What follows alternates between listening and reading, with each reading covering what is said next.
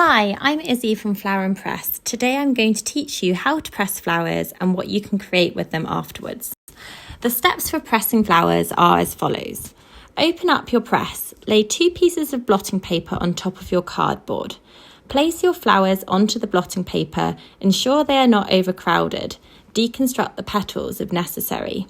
Lay another 2 pieces of blotting paper carefully on top.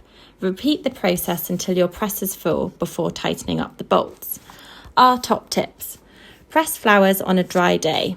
Press flowers as soon as possible once picked. Look for flowers with smaller heads. Leave your flowers for 4 weeks. Making your artwork. Lay out your pressed flowers on your art paper. When you are happy with the design, turn the flower over and place a thin layer of PVA glue.